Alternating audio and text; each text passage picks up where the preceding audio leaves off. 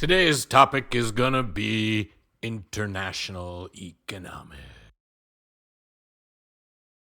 Some terms we need to know. When you hear the word export or you hear the word import, you're thinking stuff. You're thinking oranges got sold to Japan. That's not the right way to think about it. An export, just think about it as any transaction that brings money into the country. If money's coming into the U.S., that's an export for the U.S. If money's going out of a country, that's an import. When we sell oranges to Japan, money leaves Japan and comes to the U.S. That means export for the U.S., import for Japan.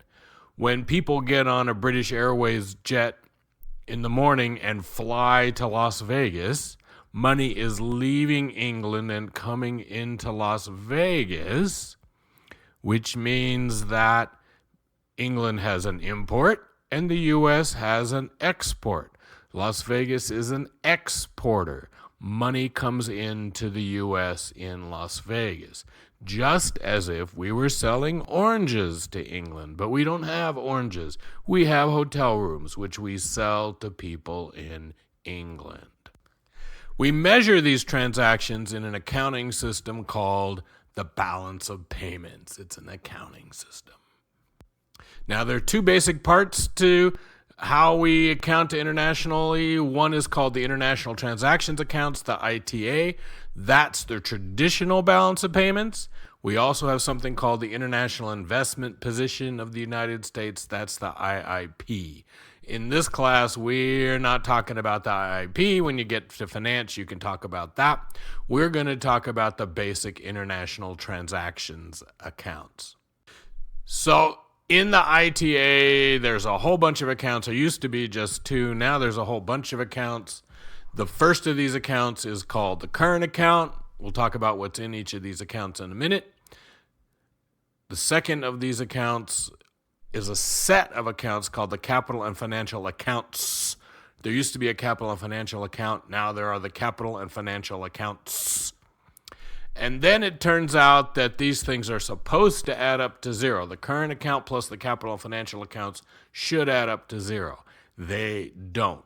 So we balance them out by just adding a number into them, and we call that number statistical discrepancy. It's kind of like you get to the end of the month, your bank says to you, hey, you're short $10, and you just write on the statement plus $10 statistical discrepancy and send it back to them. So what's in the current account? The current account is imports and exports of goods and services. So that tourist who came to Las Vegas is in the current account. When we sell oranges to Japan, that's in the current account. Imports and exports of goods and services. It also contains primary and secondary income. Primary income is person is paid, it's job related. A person is paid for their job by somebody in another country. So you work for Las Vegas Sands in Macau. You work in Macau, you work in China, but your paycheck comes to you from Las Vegas. That's primary income. Secondary income is I stick $10 in an envelope and send it to a relative who lives in another country. That happens all the time. Right? People who live in the United States send money to relatives in other countries or vice versa. And then lastly, government transactions are in the current account. So there's a tsunami in Indonesia. We send the Navy to help out. That costs us money. That money shows up in the current account. We send the Army to help fight the Ebola outbreak in West Africa. That money shows up in the current account. The capital account is all about licenses and intellectual property. So the current account is the value of copyrights, patents, movie stuff. If you buy a copy of Harry Potter, money has to go back to England to J.K. Rowling. That money is in the capital account. If a company in China licenses U.S. technology to use in the production of goods, that shows up in the capital account. They built a factory with our tech. Often they don't pay us when they build a factory with our tech, and that's a big problem. The financial accounts are about assets. So part one is foreign-owned assets in the U.S. Part two is U.S.-owned assets in other countries. When Fiat buys Chrysler, Chrysler becomes a foreign-owned asset in the U.S. When someone from China buys a condo on the Las Vegas Strip, that's a foreign-owned asset in the U.S. When a U.S. person buys a vacation home in France, that's a U.S.-owned asset in another country. When we buy a company in another country, when Ford bought Volvo originally, Volvo became a U.S.-owned asset in another country. The change in those, the amount of money that flows back and forth because of those, shows up in the financial accounts.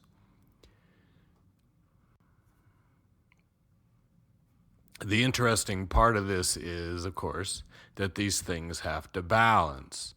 So somehow, and we'll talk about this when you actually show up in class, but somehow what we buy from other countries gets paid for by our assets and vice versa. So here's the 2017 U.S. balance of payments. You'll notice that we had a big minus on our current account. That means we bought more from other countries than they bought from us.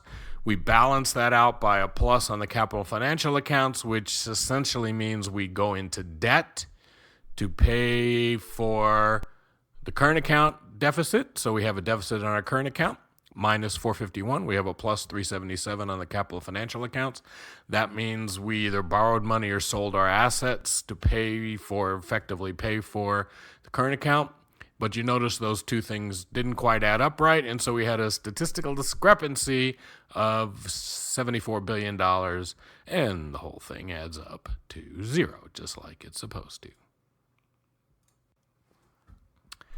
Okay, so when we want to buy or sell something from another country, it's not as simple as just going to the store and buying it. Stores in Japan don't really want to take dollars, they want to take yen, and so we have to convert our currency to their currency, or the tourists coming here have to convert pounds or euros to dollars. There's a price of one good in another, or one currency in another, and that's called an exchange rate. So, and these are past exchange rates. You can see the exchange rates in the modern world change by the millisecond. So if you go look at the exchange rate now, these aren't them, but it might be that $1 equals 115 yen, or in other words, a yen equals about a penny. It's $1 equals 6.8 yuan renminbi, which is the Chinese currency. And $1 equals 0.93 euros, about $1 per euro. How do these exchange rates happen? Well, in the modern world, exchange rates are supposed to happen because they float. Floating means exchange rates are set by the market. In our world, they don't actually float the way they're supposed to most of the time. And because of that, we say that they're managed exchange rates. And we'll talk about that more in class. But basically, a floating exchange rate is an exchange rate set by the market. If the government sets that exchange rate, we used to say that it was fixed. We don't like that fixed word anymore for some reason. In the modern world, we talk about pegged exchange rates. China pegs its exchange rate to the dollar. We used to say it fixes it. Now we say it pegs it. The government sets it. Why do they go up and down in the market? Well, scarcity.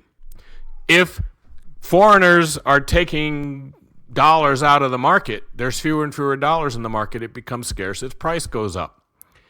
Instead, what we're doing most of the time is we're putting dollars into the market so that we can buy stuff from China, say. That makes the dollar plentiful. It makes the yuan scarce. The plentiful dollar should fall in value and the scarce yuan should rise. Exports increase the value of your money, of your currency, and imports lower the value of your currency. Unless, of course, the country is pegging it, and we'll talk about that. So 4 words we got to know. Your currency appreciates if the market's making it go up in value.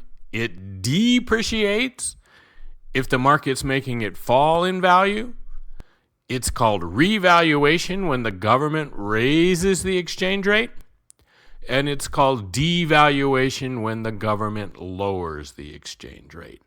So the dollar should be depreciating against the yuan should be appreciating against the dollar.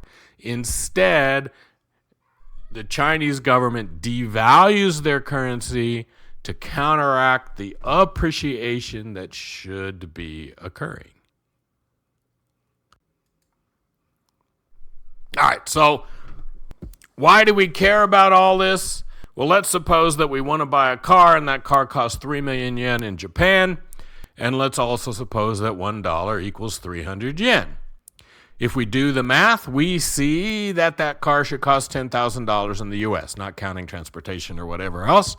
$10,000 at 300 yen a dollar would buy the 3 million yen necessary to buy that car. It's a $10,000 car. But what would happen, and what has happened, the dollar was about 300 yen to the dollar in 1970, and now it's about 100 yen to the dollar. The dollar has depreciated against the yen. It's less valuable. When the dollar's less valuable, you need more of them to buy something. So that $3 million yen car at $1 equals 100 yen is going to cost $30,000 in the United States.